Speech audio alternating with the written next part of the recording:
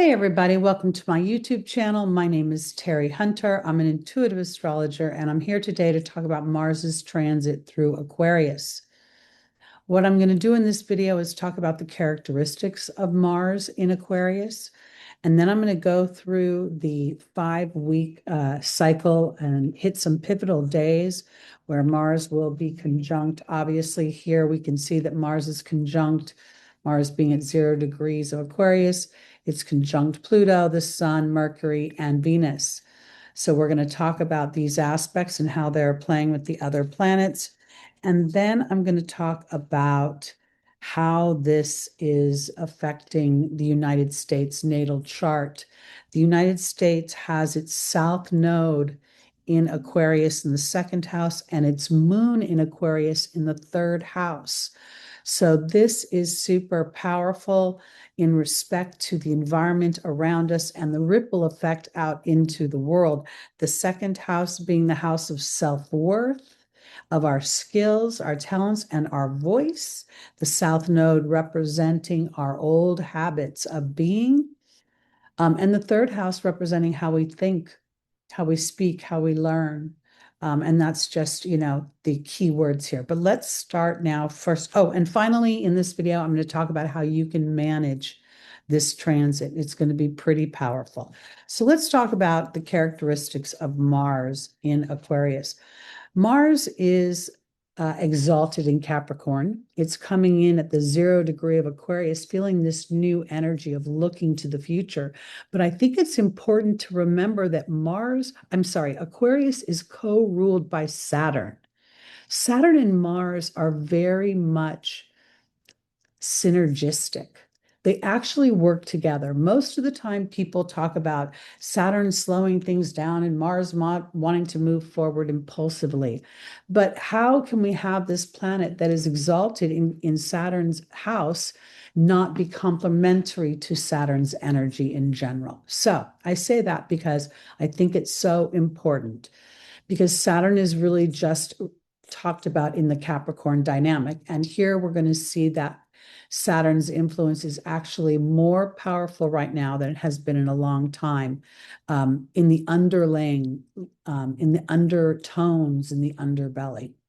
So what does Mars do in Aquarius? It's literally the warrior spirit that can see the vision of the future and is willing to fight for it.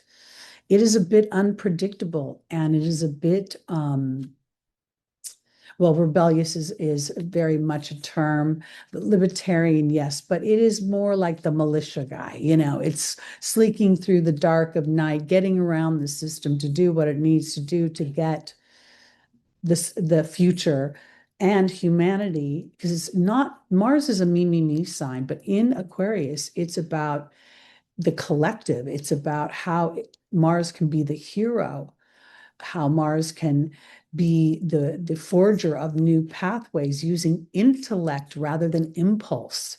So this is so powerful. Mars wants to champion freedom and ideals and wants to achieve success so that the people can be free to be themselves, to explore, to pioneer, to discover their passions. Mars is a very passionate sign. Now we have Mars on this first day of this long transit in this ingress degree, this uncomfortable new energy. And yet, to me, it's a longing for the future. It's a longing to move the story forward. We see Mars is making a favorable aspect to Uranus, which is the natural ruler of Aquarius. Being the trine. And Mars has been doing this for a few days. Today, as I record this, it's January 20th.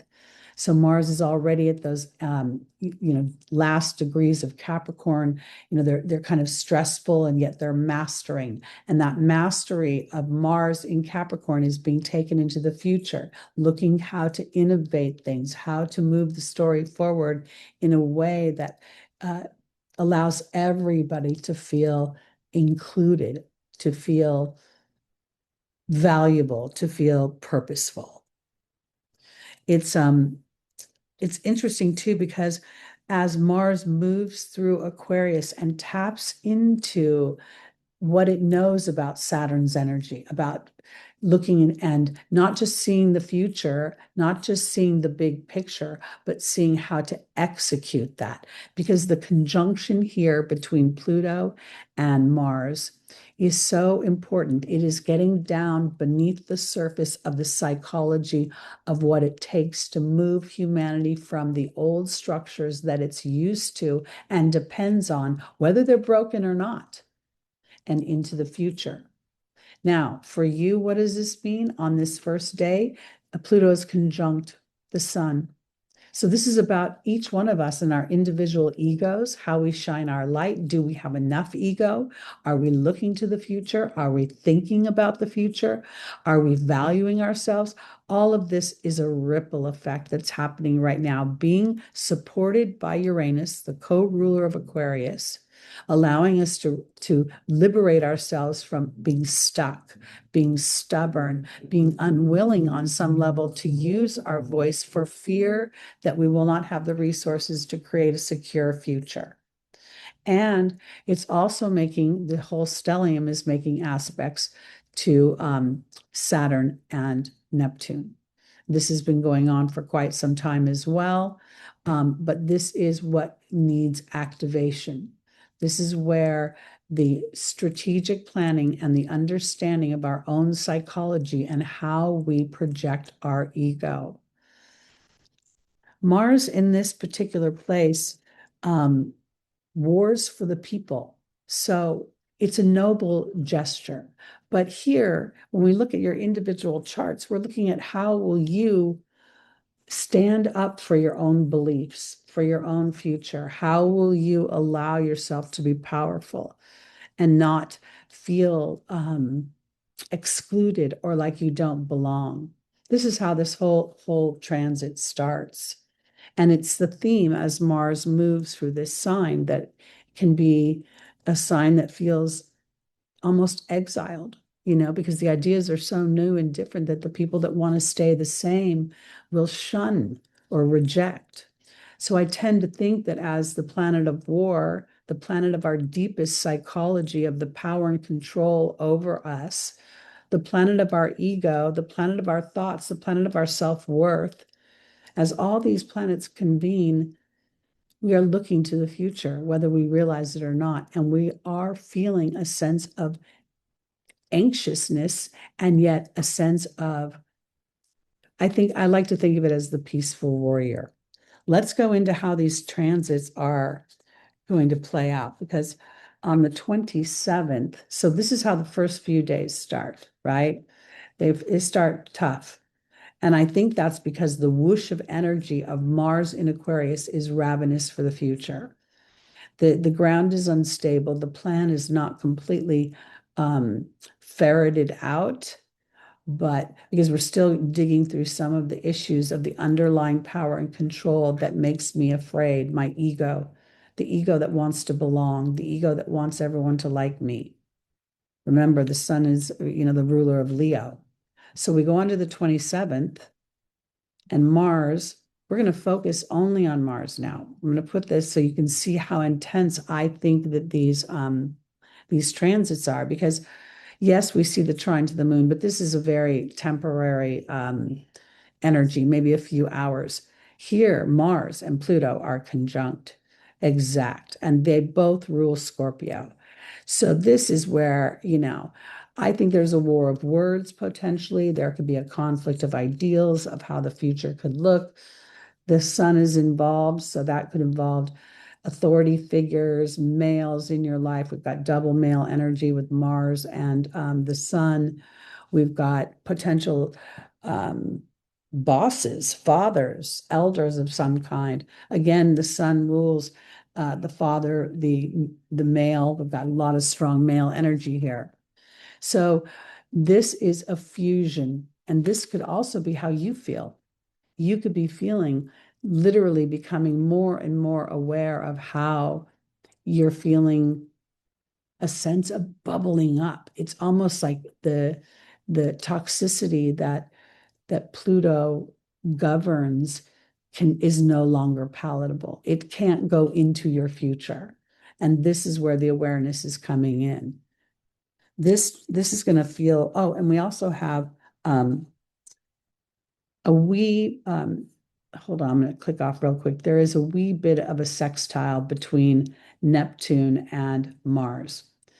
It's coming out of orb. I like to keep the orbs between 1 and 3 degrees. Here, I think this is an activation of my spirituality and my new sense of self that I want to see when I don't know why Mars didn't come up before. Like, that's so weird. I must have been clicked on, oh, I must have clicked on Pluto accidentally. Pardon me. Because I think what's happening here is that this underbelly that Pluto's representing in its conjunction with Mars is bringing up where anger, resentment, my old crap, my old warrior, the uncontrolled warrior, okay, brings that up. And now the answer is spirituality. The answer is the revision of the self. The 0 degree is also about protecting that which is sacred to you. And the 7 degree just here on this day is a little Libran. It's also Neptunian in Christopher Witecki's system, but it's also can represent the Libra energy. So the balance comes from not the expulsion of what you know about yourself, but using it to be the spiritual platform or the spiritual foundation for moving yourself into the future. From the 28th to the 30th, the only aspect is this Mars is now moved past Pluto, but this is a continuation of what we were just talking about. How do I use my leadership? How do I assert myself? Am I aware of my hidden motivations? Am I looking for some sort of outside validation in order to actually feel a part? Or am I authentically connected to my deeper truth and the heroism here that is Mars in its highest vibration? This is really a couple of days where there could be some ego punches. It could feel like, you want to move your story forward, but people might be seeing you as disagreeable because you're not aligned to their old story. It's going to be pretty intense. I'm not kidding. I mean, as much as I know about myself, I'm a Mars ruled girl and I still react. Often it's with righteous indignation about what's fair and what's balanced, and I try to remember that nobody responds well to righteous indignation. But, I'm a human in process. Well, actually, I'm a soul in a human body in process. So this is going to go on for a few days, as you can see. And I think it's powerful to see how Mars, when I click on Mars, if there were other planets involved, we would see them pop up on the wheel. So here, this is really the focus, and it's intense, intense, intense. Next, I think important date is the 3rd of February. Now we see there's a quincunx to the south node. Now, again, the moon is going to move very quickly at noon that day. It could be a bit emotional. There could be blind sides you don't see, things coming up behind you, but there's old habits that are going to creep up. That's what the south node in Virgo represents. And these planets up here, while they're starting to separate a bit, they're getting a little breathing room, not crawling all over each other. They're still hot about how I'm accepted for my leadership, the sun, how my creativity, how, when I stand out with the spotlight, how am I being received? Now, one of the challenging things about Aquarius energy is it can be very susceptible to judgment, because how do you get exiled? How do you get put out of the crowd? Because people are judging you. And Virgo, in its lowest form, is judgy. It assesses something, it decides what's right. And because it's processed it from an earthly place, it can be a little like, well, this is how it's done. This is how it's always been done. This is how it should be done. So this quincunx is this spot where you can't even see what's going on. It kind of further plays for me, to the Pluto energy, where you feel it on the inside. It may be nothing going on, particularly in the outside, but it feels as if it is. So I think this is an important thing. This is going to be exact on the 4th. So we're going to have a couple of days with Mars, having this challenge with old habits, bad habits, habits of perfectionism, habits of wanting to blow past the process potentially. There's always that too, where the South Node isn't necessarily the bad guy. The South Node is actually the process with how Mars gets the future done. But Mars can sometimes want to skip over that part. Let's just get to the fun, It's kind of like an athlete who gets tired of going to training and just wants to get into the competition. But the training is the foreground for the win in the competition. Let's go now to the 9th. On the 9th, we're going to see Jupiter come into play, and we have the same quincunx, the same blind side. And when I was looking at this, I thought, oh, these are those how I was trained as a youth to feel by my family, the dynamics of my family, the nicknames they called me, the beliefs we had. There's a weird trigger, and it could be a trigger of not feeling that things will let you grow beyond those moments. Let me be more clear. Oftentimes, the people that are closest to us don't see our growth. They don't see our evolution because we see them every day.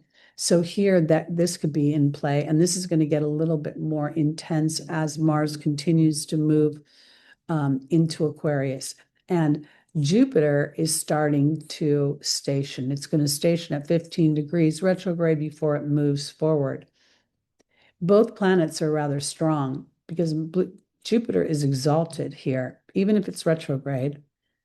And Mars, being a warrior in a sign of rebellion and a noble cause, is very strong. And having Saturn being the co-ruler and Mars being exalted in Capricorn, Mars is a welcomed guest in Aquarius. At best, at worst, a welcomed guest. So this is going to be pretty intense.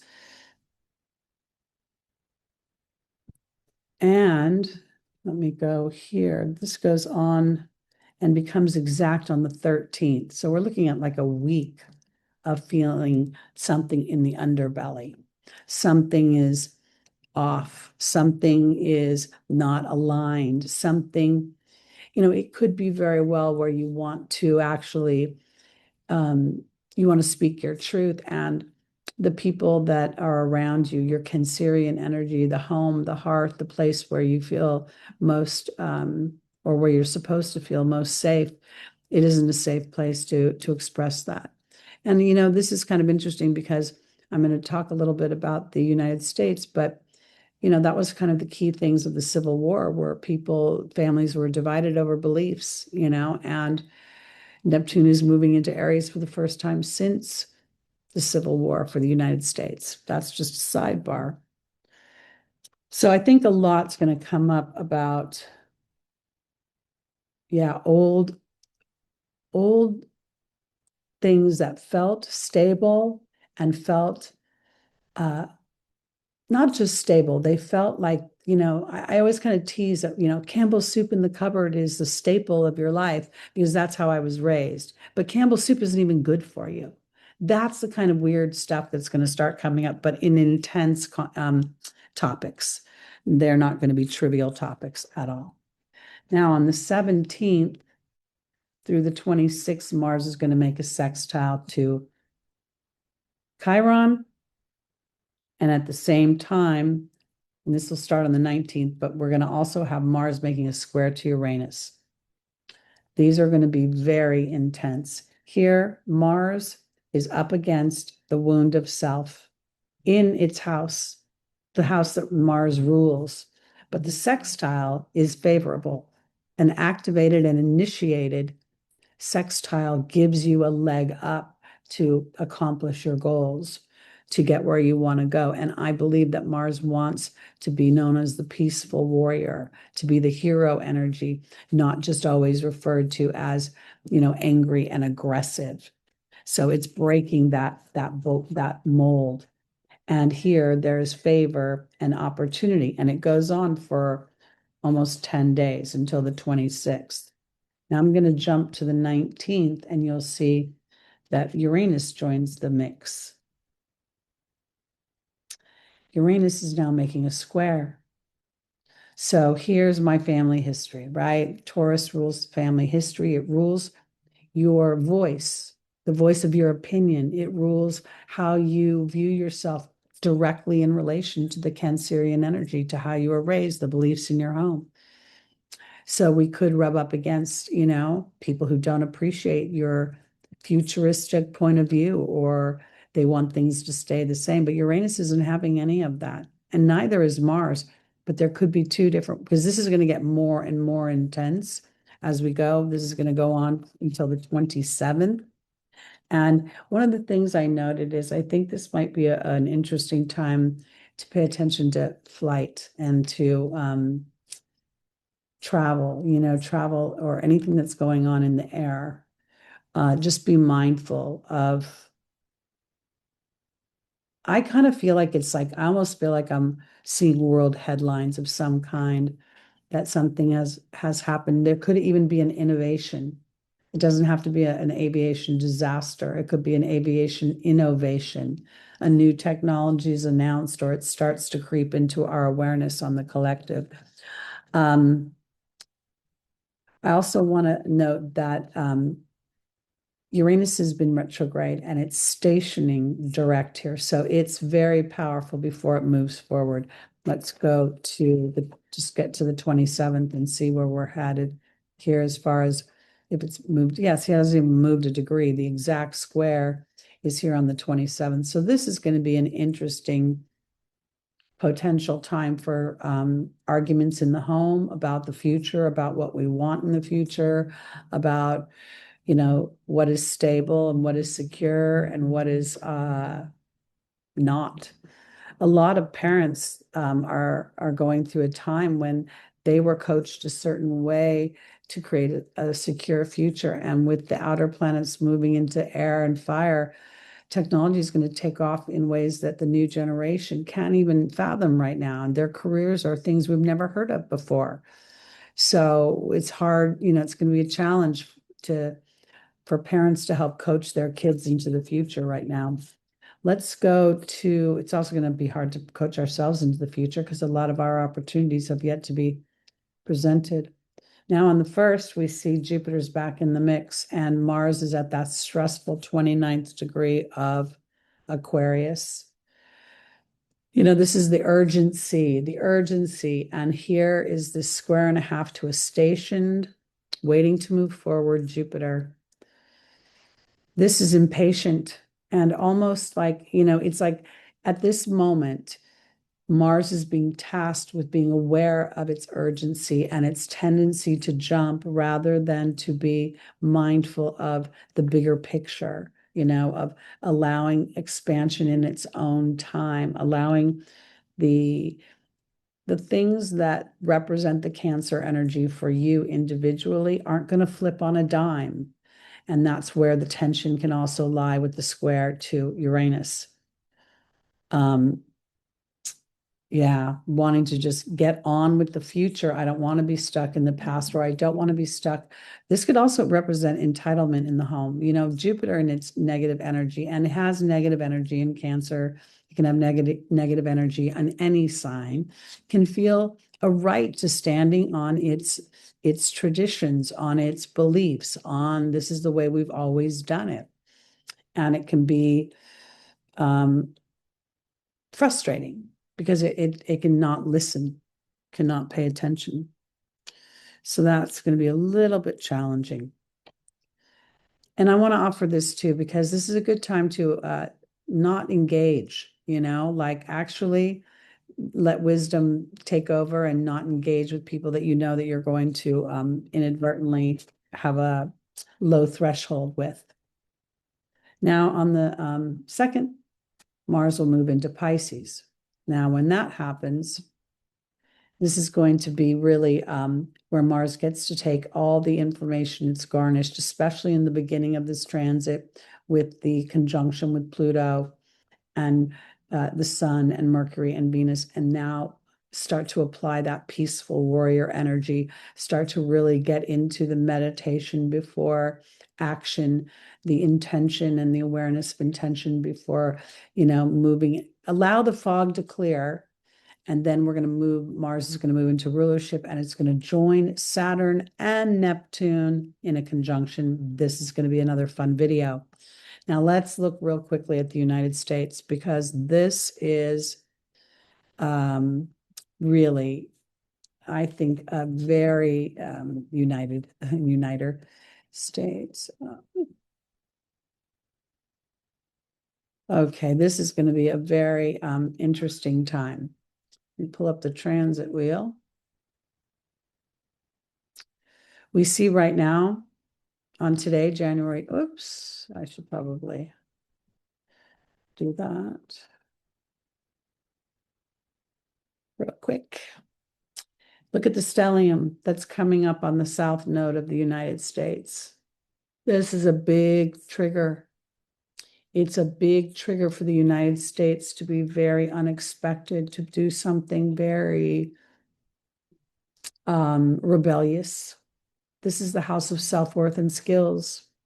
And then these planets are going to move over the United States moon. And I think this is really important because we're talking about the second and the third house that really affects the United States, the citizen's voice, moving into the future, moving into a version of the future that we get to start to talk about. Because to me, let's move to the 23rd.